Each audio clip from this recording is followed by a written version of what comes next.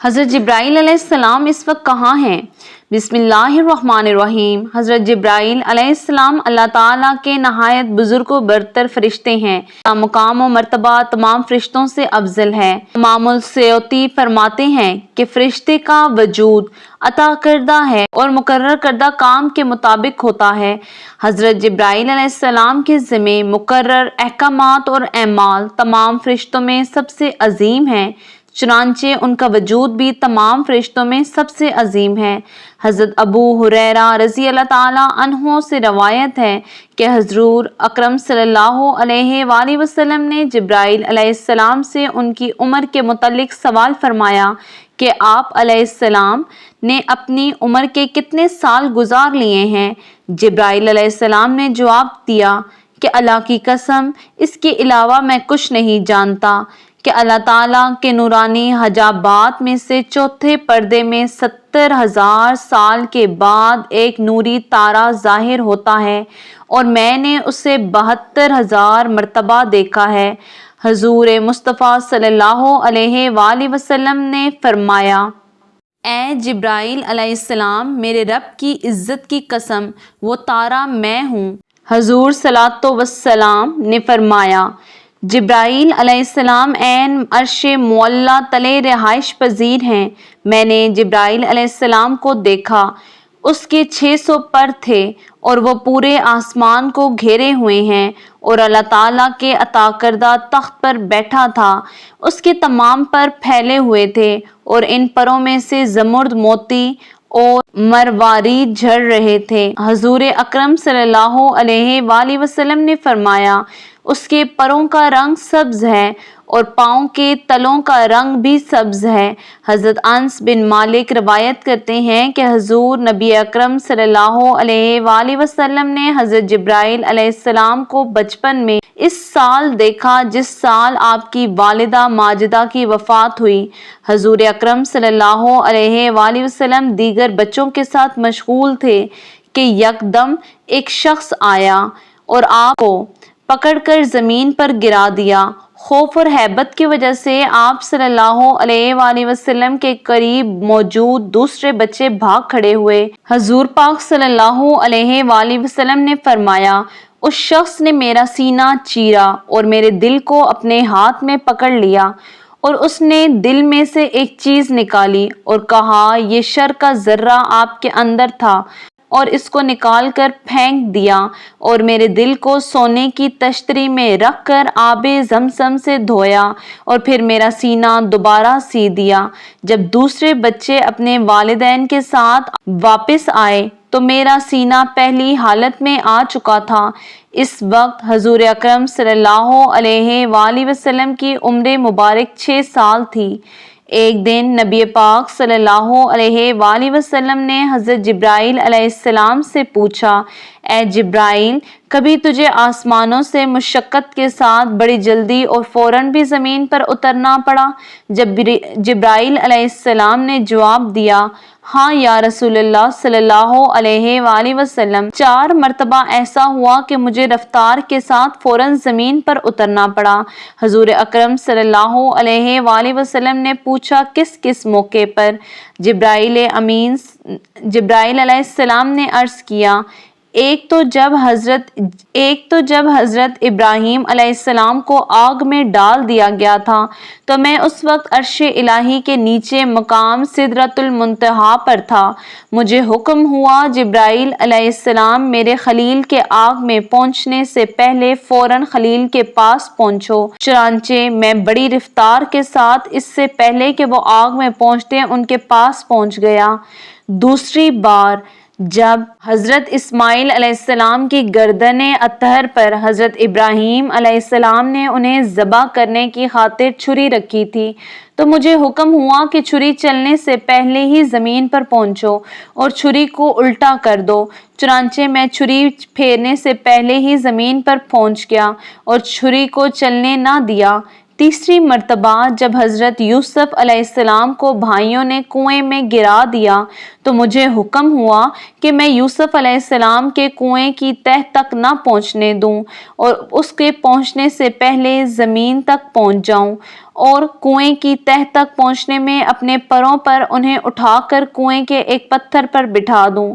چوتھی مرتبہ یا رسول اللہ صلی اللہ علیہ وآلہ وسلم جب کافروں نے حضور اکرم صلی اللہ علیہ وآلہ وسلم کے دندان مبارک کو شہید کیا تو مجھے حکم ہوا کہ جبرائیل فوراً زمین پر پہنچو اور میرے محبوب کے دندان مبارک کا خون زمین پر گرنے سے پہلے ہی وہ خون اپنے ہاتھوں پر لے لو، اور اے جبرائیل اگر میرے محبوب کا خون زمین پر گر گیا تو قیامت تک زمین سے نہ کوئی سبزی اگے گی نہ کوئی درخت۔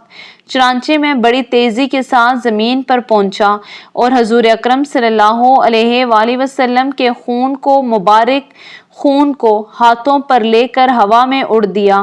اللہ تعالیٰ نے بہت عرصہ پہلے ایک بستی پر عذاب کے لیے حضرت جبرائیل علیہ السلام کو بھیجا، لیکن ساتھ ہی حضرت جبرائیل علیہ السلام کو حکم دیا ان کے علم کو ایک دفعہ آزما لینا، کیونکہ وہ شیطانی طریقے سے اسرار علیہ کے راز چرا کر اس میں مداخلت کرتے تھے۔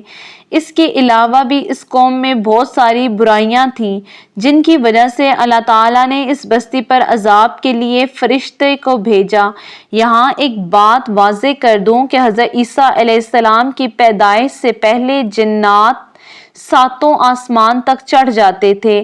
حضرت عیسیٰ علیہ السلام کی پیدائش کے بعد آسمان پر جانے پر ان پر پابندی لگا دی گئی۔ یہ جنات فرشتوں کی باتیں سن کر کاہنوں کو بتا دیتے تھے، اس لیے کاہن مستقبل کی خبریں دینے میں مشہور ہو جاتے تھے۔ جیسے جیسے نبی پاک صلی اللہ علیہ وآلہ وسلم کی پیدائش سے پہلے کچھ کاہنوں نے نبی اکرم صلی اللہ علیہ وآلہ وسلم کی دنیا میں آمد کی خبر دے رکھی تھی۔ بہرحال حضرت عیسیٰ علیہ السلام کی پیدائش کے بعد اوپر والے 3 آسمانوں پر جنات کو روک دیا گیا۔ پھر جب ہمارے نبی اکرم صلی اللہ علیہ وآلہ وسلم کی پیدائش ہوئی تو تمام جنات کو 7 آسمان پر چڑھنے سے روک دیا گیا اور ان کو اب آگ کے گولے پڑتے ہیں۔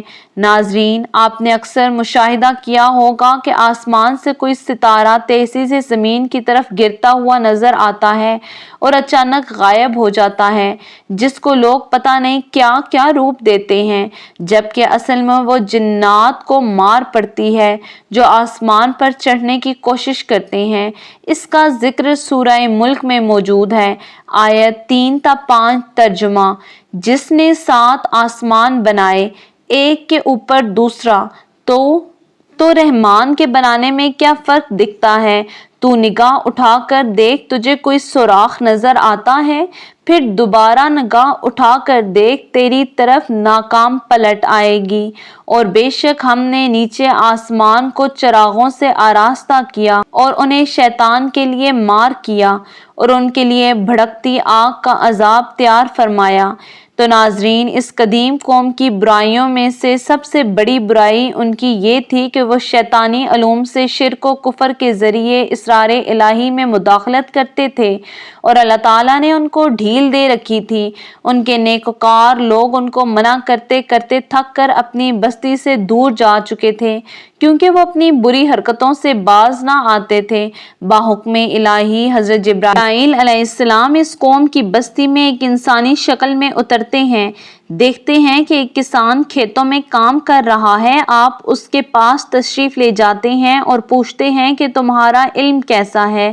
وہ کسان غالباً اس قوم کا کاہن تھا، کہتا ہے آپ جو پوچھیں گے میں بتا دوں گا۔ حضرت جبرائیل علیہ السلام نے اس سے پوچھا، کیا تم بتا سکتے ہو کہ اس وقت جبرائیل فرشتہ کہاں ہوگا؟ تو اس کاہن نے زمین پر ہی ایک زائچہ بنایا اور تھوڑی دیر بعد کچھ حساب کتاب کرنے کے بعد چاروں اطراف میں نظر گھمائی، پھر اونچے اوپر اور نیچے دیکھا اور کہنے لگا، میں نے یا میرے موکلین نے آسمانوں پر اور زمین کی تہ میں بھی دیکھا اور مشرق مغرب کے بعد شمال جنوب میں بھی دیکھا، مجھے وہ کہیں نظر نہیں آئے۔ تو اب صرف میں اور تم ہی رہ گئے ہیں، تو یا میں جبرائیل ہوں یا تم جبرائیل ہو۔ تو اسی لمحے حضرت جبرائیل علیہ السلام نے اس بستی پر اللہ کے حکم کے مطابق عذاب نازل کر دیا۔ اسی پر آپ کالے علم کے عاملین کو قیاس کرتے ہیں کہ یہ کس قدر گناہ کا کام ہے کہ ایک پوری بستی ہی صفحۂ ہستی سے مٹا دی گئی۔ اس کی وجہ صاف ہے کہ عامل کفر و شرک کے الفاظ بول کر جنات سے کل کی خبریں اور آپ کام نکلوانے کی کوشش کرتے ہیں، اور اکثر اپنی جان کے ساتھ ساتھ اپنے ایمان تک سے ہاتھ دھو بیٹھتے ہیں۔ میں نے ایک دفعہ کالے علم کی کتاب کا سرسری سا مطالعہ کیا تو اس میں جو طریقے اور الفاظ لکھے تھے وہ سراسر کفر و شرک کیے بغیر ممکن نہ تھے۔ جس پر کالے علم یا جادو کا اثر ہو جائے تو اس کو قرآنی آیات سے کاٹ کروانا درست ہے، جیسے کہ قرآن حکیم کی آخری 2 سورتوں کے نزول کا ایک مقصد یہ بھی تھا کہ مسلمان کالے علم اور جادو سے اپنی حفاظت کر سکیں۔ اللہ تعالیٰ ہمارے مسلمان بھائی اور بہنوں کو کالے علم اور جادو کے اثر سے محفوظ رکھے اور اس کے کرنے والوں کو ہدایت عطا فرمائے۔ آمین ثم آمین۔